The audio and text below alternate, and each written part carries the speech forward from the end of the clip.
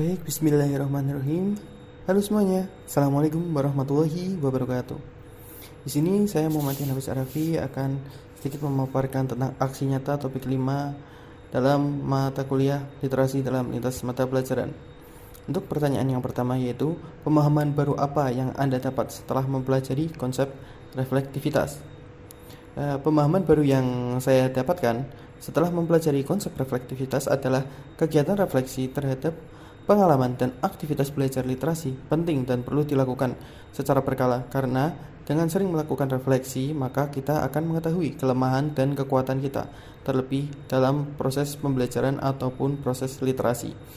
Melakukan aktivitas literasi dan meningkatkan keterampilan kita dalam hal membaca, menulis, dan berbicara, serta dalam melakukan penalaran terhadap keadaan tertentu. Hal ini dapat meningkatkan rasa percaya diri ketika mempresentasikan materi ataupun sekedar menceritakan sebuah kisah kepada teman, guru, ataupun presentasi di dalam kelas, karena literasi yang dibaca sudah melekat dan dikuasai, sehingga ketika membawakannya di depan umum kita bisa dengan lugas dan lancar, serta dapat mengembangkan ide-ide kreatif yang ada dalam pikiran kita. Pengalaman belajar matematika juga membantu dalam mengembangkan kemampuan numerasi serta pemahaman saya baik dalam konsep dasar sederhana maupun kompleks, serta bagaimana penerapannya dalam kehidupan sehari-hari.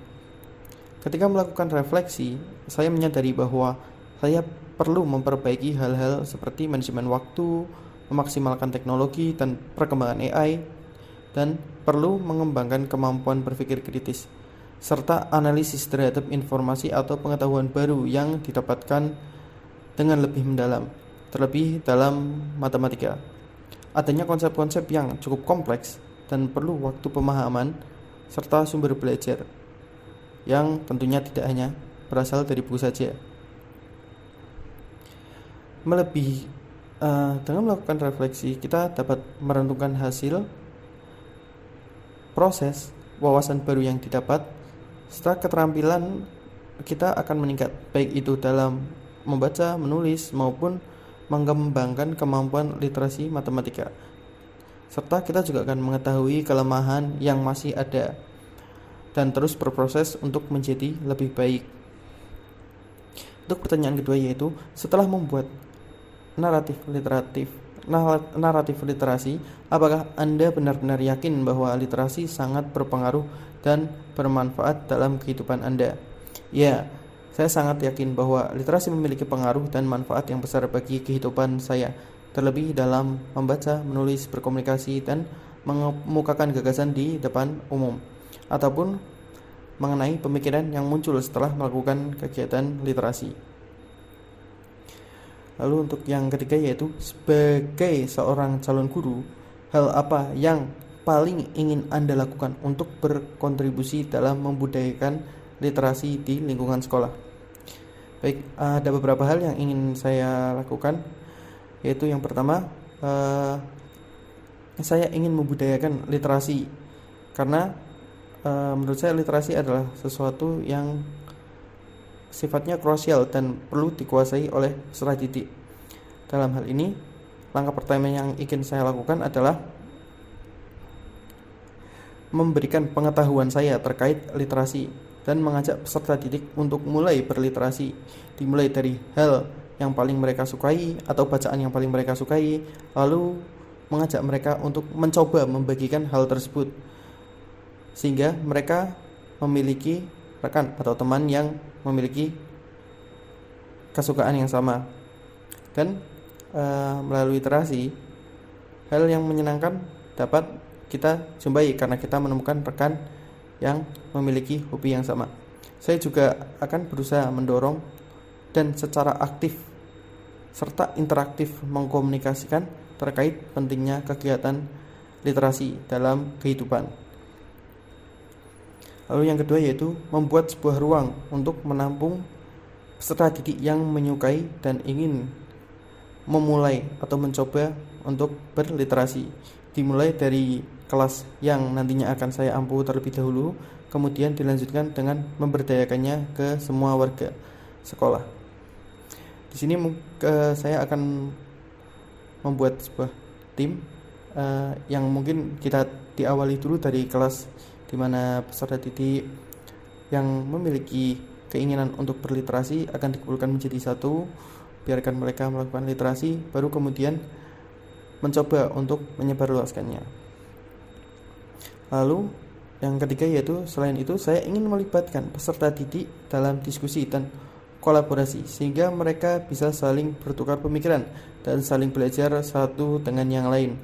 Harapannya mereka dapat mengembangkan kemampuan dan pemahaman mereka terlebih terkait konsep matematika, karena di sini saya akan menjadi guru matematika. Serta peserta didik mampu mengelola informasi matematika yang dikumpulkan dengan baik selama kegiatan pembelajaran ataupun kegiatan literasi. Bagi saya, menurut saya, matematika menjadi suatu momok yang cukup sulit untuk peserta didik sehingga perlu diadakan literasi yang lebih mendalam. Terlebih karena konsep matematika itu kadang abstrak dan kadang juga mudah, sederhana, namun kadang juga kompleks dan sulit. Lalu untuk yang selanjutnya, yang keempat yaitu dan yang terakhir, pada proses pembelajaran saya juga ingin memerdekakan peserta didik yang saya ampu dengan menggunakan metode serta pendekatan yang sudah saya pelajari sebelumnya, yaitu TARL atau Teaching at the Right Level, yaitu memberikan perlakuan sesuai dengan kemampuan peserta didik, dan CRT atau Cultural Responsive Teaching, yaitu mengakomodir kebutuhan peserta didik yaitu berdasarkan budaya mereka, sehingga pembelajaran yang diberikan bisa lebih bermakna dan mudah untuk diserap oleh peserta didik. Pendekatan TARL dan CRT ini akan mengakomodir sebagian besar kebutuhan peserta didik, baik itu dalam lingkup pembelajaran matematika di dalam kelas, yang di dalamnya tentu setiap pembelajaran akan ada kegiatan literasi, terlebih yang berkaitan dengan pembelajaran tersebut. Misal seperti kita akan berliterasi tentang matematika pada konsep bangun ruang, yang tentunya bangun ruang itu tidak sesederhana yang kelihatannya. Banyak unsur-unsur pendukung ataupun yang ada di sekitar peserta didik. Seperti misal ada balok, kita bisa mengumpamakan benda yang paling sering peserta didik lihat, seperti kardus. Kardus itu memiliki ruang? Tidak memiliki. Kenapa memiliki ruang? Soalnya kardus kan ada alasnya, ada tingginya, Pak. Oh iya, seperti itu. Mungkin seperti itu. Baik, terima kasih karena sudah mendengarkan. Assalamualaikum warahmatullahi wabarakatuh.